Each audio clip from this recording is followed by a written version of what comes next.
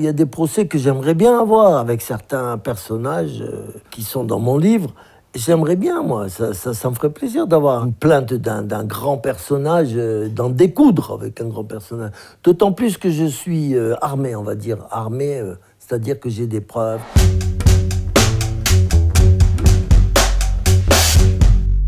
Gérard Fauré, bonjour. Bonjour. Il y a un an, vous écriviez « Dealer de tout Paris, le fournisseur des stars parle ». Donc, après 30 000 exemplaires vendus, ou beaucoup plus, selon vous, et des centaines de milliers de vues sur YouTube, vous récidivez en publiant la suite « Le Prince de la Coque » aux éditions du Nouveau Monde. Pourquoi ? Parce que j'ai encore beaucoup de choses à dire. C'est-à-dire ? Et j'aime faire trembler les gens. Il y en a un paquet qui tremble en France. Non, j'ai beaucoup de choses à vomir, disons plutôt, parce que tant que je ne me serai pas vidé complètement, j'arrêterai pas d'écrire. C'est-à-dire ? Et j'ai encore 2 tomes en prévision. Vous avez des choses à balancer ? Pas balancer, à informer, je répète. Ce n'est pas de la balance. Pourquoi ? Balancer, c'est tout autre chose. On balance son ami, on balance quelqu'un avec qui on a fait des affaires. Mais ces gens-là, c'est des grands en général, ou des flics, ou n'importe qui ont fait des conneries, et il se trouve que je le sais, et je sais ce qu'ils ont fait et tout. Ben j'informe la population française, afin qu'ils sachent qui est au-dessus de nous. D'ailleurs, ils le savent déjà en partie. Ils savent que tous nos ministres, nos dirigeants sont tous corrompus et tout, mais ils ne savent pas tout. Et il y a des choses qui sont horribles et qui finiront tous par savoir. Donc, est-ce que c'est de la vengeance aussi ? Pas forcément. Là, c'est pas forcément de la vengeance. Parce que dans le premier tome, avec Chirac et Johnny, c'était plutôt de la vengeance. C'était de la vengeance, oui. Mais là, c'est pas de la vengeance, c'est... je trouve pas le terme, disons que c'est... J'ai envie de rabaisser leur caquet à certains personnages que j'aimais beaucoup auparavant. Mais quand j'ai su exactement qui ils étaient, j'ai fini par les haïr, parce que souvent il y a des questions de pédophilie et tout. Tout tourne autour de la coque. Tout. Pratiquement tout. Sinon, moi, mon bouquin n'aurait pas de substantifique mal. La substantifique mal de mon livre, c'est la cocaïne, d'accord ? Et autour de la cocaïne se sont passées trop de choses, bien, moins bien et dégoûtantes. Et ce sont ces choses dégoûtantes que je tiens à dénoncer. Et la maison d'édition, apparemment, craint des plaintes en diffamation. Est-ce que vous craignez quelque chose ou pas ? Je crains... oui et non. C'est-à-dire que, bon, moi, il y a des procès que j'aimerais bien avoir avec certains personnages qui sont dans mon livre. J'aimerais bien, moi. Ça me ferait plaisir d'avoir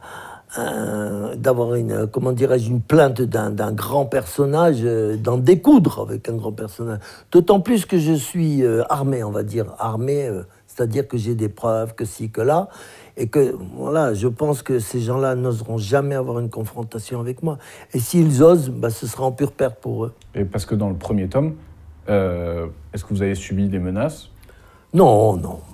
Non, aucune menace, aucune procès. représailles. Non, 2 ou 3 personnes qui m'ont insulté un peu parce que j'ai détruit l'image de leurs idoles, etc. Mais c'est tout. Et donc, vous auriez été approché aussi pour faire un film, pour adapter votre Oui, là c'est fort possible. Je dois voir le cinéaste, le producteur et tout cette semaine, on va voir. Est-ce que des gens du milieu vous ont contacté après la publication ? Ah oui, beaucoup. Ouais. Mais très sympathiques tous, bravo, ils m'ont tiré leur chapeau. Il y en a un en particulier qui s'appelle Le Baron, qui a écrit un livre qui s'appelle Le Baron. Un très très grand voyou, et qui a mis sur, comment ça s'appelle ça, international, je sais plus quoi, truc où on avertit les gens internationalement. C'est fait par monsieur Fievé. C'est un ancien voyou qui a fait 10 ans de prison à cause des douanes, qui travaillait pour les douanes. Et bon, bref, il a mis là-bas, sur ce truc, il a mis que tout ce que je disais était vrai, qu'il me connaissait très bien, et voilà, etc. Il s'appelle Le Baron. Il a écrit un très bon livre, d'ailleurs, au demeurant. Le premier tome était bien plus autobiographique, plus chronologique. Là, vous parliez donc dans le premier tome de Johnny, de Chirac. Là, on a droit à un second tome plus sombre, où on lit votre obsession pour le sexe. Vous le dites dans le livre que vous êtes un obsédé sexuel. Vous avez été un obsédé sexuel. Mais ça, c'était à cause de la cocaïne. Pourquoi? C'est l'effet principal. La cocaïne, pourquoi des millions de personnes prennent de la cocaïne? C'est pour se stimuler. C'est le meilleur des aphrodisiaques, jusqu'à un certain âge. Ensuite, il y en a, évidemment, ils pensent qu'avec la cocaïne, ils vont remédier à leurs problèmes. C'est-à-dire, moi, je leur ai toujours dit, faites attention, si vous prenez de la cocaïne, parce que jamais je pourrais convaincre un cocaïnomane d'arrêter de prendre. Donc, je me contente de dire, faites attention à ce que vous prenez, et si vous en prenez de la cocaïne, tâchez d'être de bonne humeur. Comme ça, la cocaïne va décupler votre état d'âme. Mais si vous êtes de mauvaise humeur, vous risquez d'aller même jusqu'au suicide. Rappelons quand même que la publicité faite aux drogues, c'est la loi qui dit, est passible de 5 ans de prison, 75 000 euros d'amende. Donc, je ne fais pas l'apologie des drogues, non, pas du tout, loin de moi. Vous avez quand même un rapport ambigu avec tout ce qui est drogue. Vous dites, il ne faut pas toucher à la drogue, mais en même temps, vous revenez sur votre passé en disant, c'était quand même pas mal. Oui, c'était pas mal, mais après, il faut voir l'addition. C'est comme si vous allez dans un très grand restaurant, vous mangez, après, vous avez... comment dirais-je, vous êtes malade et tout, et puis après, on vous présente l'addition, on dit, oh là là... Et vous avez le corps aussi détruit. Ça m'a coûté cher de me rendre malade. Et vous avez le corps détruit à cause de la drogue? Alors moi, personnellement, non, d'accord, vu mon âge, je n'ai jamais eu aucune séquelle de la cocaïne. C'est une chance, parce que je le dis bien dans mon tome 2, il y a pas mal de gens qui en sont morts, comme Jean-Luc Delarue. Pour moi, attendez, c'est ce que je pense. Vous racontez d'ailleurs une scène avec Jean-Luc Delarue. Ouais. Comment prenait-il de la cocaïne? Oui, je l'ai déjà dit plusieurs fois, à la Sarbacane. Ça, c'est ce qu'il y a de plus dangereux, c'est horrible. Mais les gens, vous avez beau leur dire, mais arrête, c'est pas bien ce que tu fais, tu vas te... Ils s'en foutent. Eux, ils pensent qu'ils vont passer à travers. Eh ben non, ils passent pas à travers. On peut, mais c'est rare. Parce que la Sarbacane, si vous voulez, c'est s'injecter par une Sarbacane une boule de cocaïne pure dans la gorge. Donc déjà, le choc de la boule va lui donner un orgasme, d'accord, à la personne qui le fait. Ensuite, ça se dilue lentement dans l'ésophage et ça lui procure du plaisir, parce que ça va l'anesthésier, ça lui procure un plaisir très spécial. Moi, j'ai essayé une fois, bon, pas pour moi, et après, ça descend dans l'estomac, donc ça corrode, parce qu'il faut savoir que la cocaïne est faite à base d'acide chlorhydrique, à la base, et de la chaux. C'est pas des produits, c'est pas des cadeaux, c'est des produits. Bon, quand on se met ça dans l'ésophage et puis que ça descend dans l'estomac et ensuite dans les intestins, ça peut pas faire du bien. C'est bien ce que je dis. Donc vous parlez aussi donc, dans votre livre de réseaux pédophiles, notamment en France et à Marrakech, notamment avec un ancien ministre de François Mitterrand que vous dites être un pervers sexuel. Ouais. Pourquoi ces gens, ils sont pas arrêtés? C'est la question que je me pose. Alors je l'ai dit, je l'ai expliqué dans mon livre. François Mitterrand protégeait tous ces gens-là. Et vous parlez aussi d'un Jeffrey Epstein français. Oui. C'est-à-dire, qu'est-ce qu'il faisait pour... Alors lui, il allait chercher des enfants. Expliquer Il allait chercher des enfants au Brésil, avec la mère, parfois le père, et il les installait en France dans des chambres de bonne là qu'il avait. Il en avait une quantité. Au-dessus de son hôtel, il avait un hôtel. Il avait des chambres là-haut et tout ça. Et l'enfant, pendant 1 an ou 1 an et demi, il servait de poupée gonflable. Et comment vous avez eu connaissance je travaillais avec lui, mais moi, c'était pour la cocaïne. Je le fournissais en cocaïne. Dans son hôtel, le Beverly Hills, côté des Champs-Élysées, je ne me souviens plus du nom de la rue. Je ne sais pas si c'est pas la rue de la Boétie. C'est à côté de chez Régine.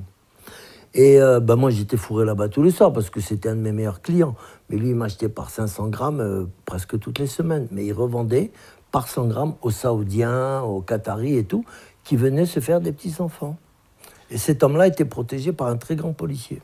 Vous parlez tour à tour dans le livre d'Alain Delon, de Mick Jagger, Défoncé, mais aussi le producteur de Grease, Robert Stigwood. Oui. Est-ce que vous pouvez nous raconter cette histoire assez rocambolesque de Robert Stigwood et ce séjour à Londres? Vous voulez que je la raconte? Je la racontais dans mon livre, mais bon... C'est Robert Stigwood, c'est un mec qui était milliardaire déjà au départ, et qui aimait beaucoup le Maroc. Et moi, un jour, je me trouvais avec mon cousin, qui est berbère, qui a une boutique d'antiquités, mais vraiment très, très, très belles antiquités, royales. Et j'étais assis, je prenais le thé avec lui, et tout d'un coup, il y a Robert Stigwood qui rentre. Bon, méconnaissable, personne ne le connaissait. un rouquin pas très beau et tout. Et il rentre, il commence à fouiner et tout et tout. Puis à un moment, il vient, il dit qui est le patron ici? Ben, je dis c'est lui, mon cousin. Il lui fait écoutez, si je vous achète pour, je crois que c'était 50 000 $ de marchandises, est-ce que vous pourriez m'emmener tout ça à Londres? Parce que c'est fragile, j'ai peur que ça se perde, etc. Avec vous, moi, je suis sûr. Ben, il dit oui. Il lui dit ben, emmenez votre ami aussi, c'était moi. Donc il avait déjà des vues sur moi, mais moi, je ne savais pas. Ben, on accepte un petit voyage à Londres, payer tout ça. Bon. Et alors, on prend la marchandise, il paye et tout, et nous, on emmène la marchandise à Londres par avion. Bon. Il y avait des petits trucs très fragiles et très, très chers. Tout ça. On arrive, on est accueilli par un chauffeur, Rolls-Royce, tout ça, il nous fait faire le tour de Londres et tout, voilà. Puis après, il nous emmène dans le château médiéval de monsieur Robert Stigwood. Une pure merveille, retapé. Eh ben, on est resté là-bas plus de 3 semaines, même plus, je sais plus, je me rappelle plus exactement. Et c'était les fêtes de Noël, jour de l'an, tout ça. Et donc, là-bas, bon, ben, évidemment, la cocaïne était partout, dans les assiettes en or et tout, et tout. Et puis, ben, venaient des gens comme Eric Clapton, les Bee Gees, Paul McCartney, Mick Jagger, que je connais très bien, d'ailleurs. Et bon, voilà, et bon, il y avait des soirées extraordinaires. Et puis, un soir, il m'a fait fumer je ne sais pas ce que c'était un peu de la marijuana, mais un peu très forte. Elle devait être au moins 40 degrés ou 50 degrés de THC.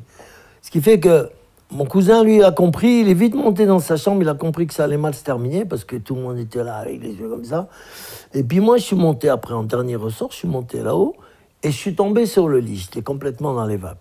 Et Robert Stigwood, avec qui j'avais déjà parlé, qui voulait me faire tourner dans tous ces films, la fièvre du samedi soir et tout ce qui a suivi par la suite, et qui m'avait offert déjà une Mercedes, elle était en bas, une Mercedes Sport. Moi, j'avais toujours rêvé, très belle. Et il me dit, voilà, ben, ce soir-là, il a voulu concrétiser, et il est rentré dans la chambre, et il m'a sauté dessus carrément. Moi, je lui ai mis un grand coup de pied dans le ventre, il s'est tapé la tête contre le mur, il est assommé. Et ça a fait du bruit, le majordome est venu et tout. Ah, je vais appeler la police. L'autre lui fait non, pas de police. Et à 6h du matin, j'ai fait mes bagages avec mon cousin et j'ai dû quitter les lieux. Dommage, j'ai tout perdu. Mais moi, je pouvais pas coucher avec un homme pareil. Un jour aussi, la vente de cocaïne vous a joué des tours en avion. Est-ce que vous pouvez aussi nous la raconter, celle-ci, qui est assez extraordinaire? Ah, avec le pilote, ouais. Là, avec les 2 pilotes et les hôtesses. C'est incroyable. C'était mes clients, on avait mangé dans un restaurant un peu plus haut que chez moi, là.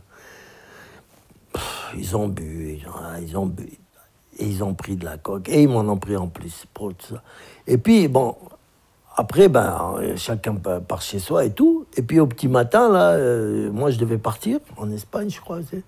Et non, c'était en Amérique du Sud, pardon. À Bogota, je crois. Oui, Bogota. Et qui je vois, commandant de bord, que si j'ai réagi, mais c'est toi, c'est pas possible.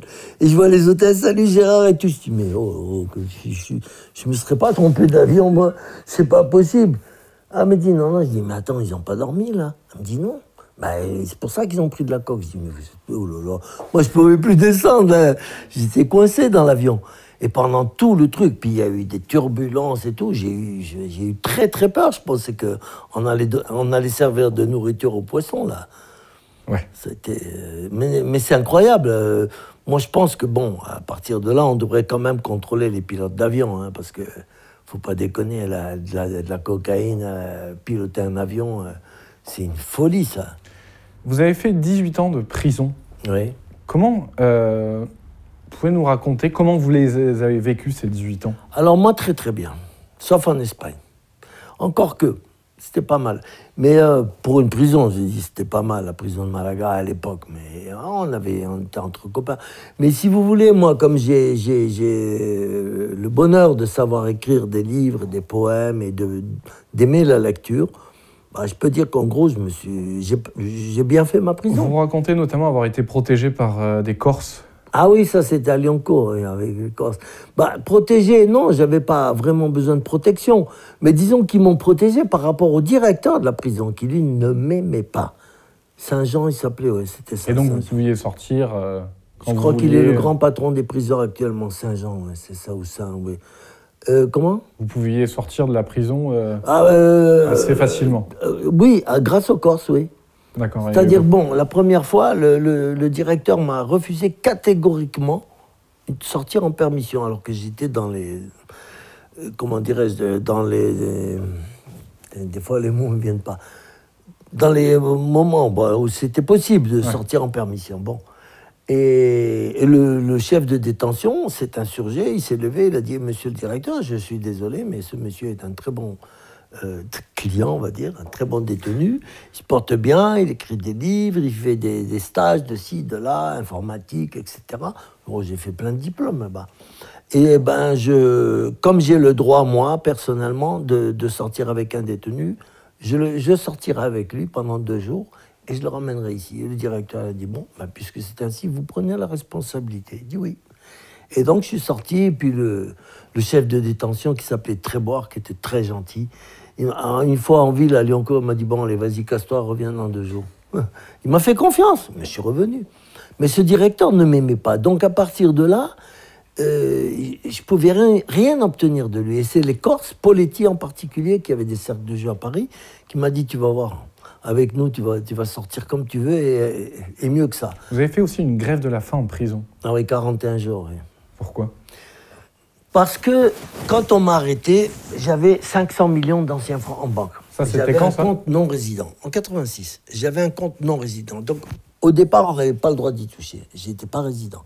Mais vous savez, en France, quand on veut faire du mal à quelqu'un, c'est vite fait. On ne respecte pas les lois. Ça n'est pas d'aujourd'hui, ça a été de tout temps. On m'a fait un contrôle fiscal. Mais pourquoi on me fait un contrôle fiscal? Je ne suis pas fiscalisé en France, je suis fiscalisé en Hollande. Ah ben, ils l'ont fait quand même. Et ils m'ont pris 120 millions. Bon, ici, hein, à Versailles. Les douanes, c'est pareil. Ils m'ont pris 120 millions. Ça, c'est plus logique, parce qu'il y a des lois, etc. Je ne les ai pas respectées, ok.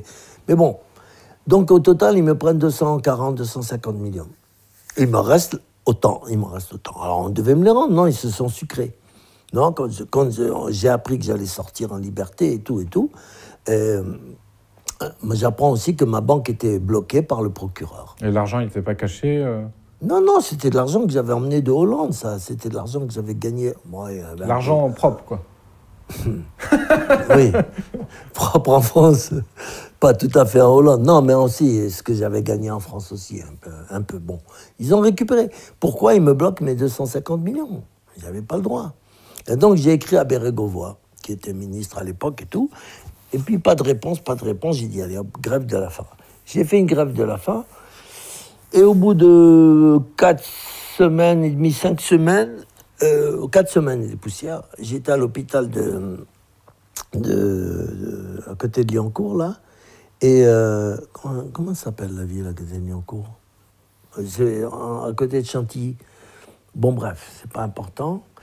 Et on me vire de l'hôpital. J'avais perdu 27 kilos. On me dit, monsieur, on ne peut plus vous garder, vous n'êtes pas malade. Mais je dis, mais si, j'ai perdu 27 kilos. Oh, on s'en fout dehors. Et donc, je sors. Là, j'avais fait 38. J'arrive ici, chez moi, et ma mère, elle me voit dans un état pas possible, le squelette, comme elle dit, oh, je ne vais pas te voir comme ça et tout. J'ai dit, bon, ben, je vais à l'hôpital ici, à Mignon. Je suis resté 2 jours, et le 41e jour, ils m'ont viré aussi. Ils m'ont appelé un taxi, ils m'ont dit, retournez chez vous, on ne veut pas de vous, vous n'êtes pas malade. Et donc, j'arrive chez moi, au bout du 41e jour, on m'avait dit, vous allez devenir sourd, peut-être même aveugle et tout, il faut arrêter. J'arrive ici et je reçois une lettre de Bérégovoy, comme quoi mon compte était débloqué. Donc j'ai arrêté. D'accord, et donc vous avez récupéré? Ah ben mes 250 millions, oui, bien sûr. Est-ce que, pour vous, le milieu, le grand banditisme a changé? Alors complètement. Ouais. Complètement, il n'y a pas photo, c'est plus pareil. Il n'y a plus de grand banditisme, grand comme avant. Parce qu'il n'y a plus de banque à piller, les bijoutiers se protègent trop bien. Mais il y a toujours beaucoup de drogue. Ah ben dans la drogue, il y a du grand banditisme, c'est sûr ça. Oui. Et est-ce qu'il y a un code d'honneur? Il n'y a plus rien, parce que la plupart des grands voyous, c'est même plus des Français. C'est des Albanais, c'est des Kosovars, c'est tout ce qu'on veut, sauf des Français. Je ne sais pas où ils sont, les Français. Des Français voyous, des vrais, il y en a très peu. Et vous êtes en relation avec toujours des... Non, moi je suis plus en relation avec personne, c'est fini. C'est fini. Non, je veux plus de ces relations, c'est terminé là, non. Est-ce que vous vous ennuyez maintenant? Pas du tout, pas du tout. Parce qu'après donc une vie de brigandage, de braquage, de contrebande, de proxénétisme, de règlement de compte, bijoux, voitures volées, c'est vous qui le dites, hein? Oui, mais c'est vrai, mais... Vous vous ennuyez pas? Non, pas du tout, parce que je suis passé à autre chose. L'écriture, la lecture et l'écriture, c'est merveilleux, moi. Quand j'écris un bouquin, mais je suis au paradis. Et là, le dernier, celui que vous avez lu, là, je l'ai écrit... Même si vous disiez au début donc, de l'entretien, vouloir vomir un petit peu sur des gens. Oui, et c'est pas fini, j'ai encore envie de vomir. J'ai pas mal de trucs à dire encore. Mais le dernier bouquin, je l'ai écrit, ça m'a pris 6 mois. Et on me l'a piraté. Qui, je ne sais pas. Je pense, un policier m'a dit, Gérard, fais attention, la prochaine fois, il faut se sauvegarder, il faut ci, il faut ça. Il me dit, tu as une vingtaine de policiers sur le dos. Le chef de la police, attention. Ouais, dont 3 détectives. Alors, pour qui? Pour le compte de qui, les 3 détectives? Aucune idée. Donc c'est bien la retraite alors maintenant? Ah ben c'est formidable. J'ai réécrit mon bouquin puisque j'avais tout en tête, je l'ai réécrit en 3 mois. Je devais le sortir en juin dernier. Et puis on me l'a piraté, donc j'ai dû le réécrire et tout ça. Mais moi ça m'amuse d'écrire, c'est bien, c'est formidable.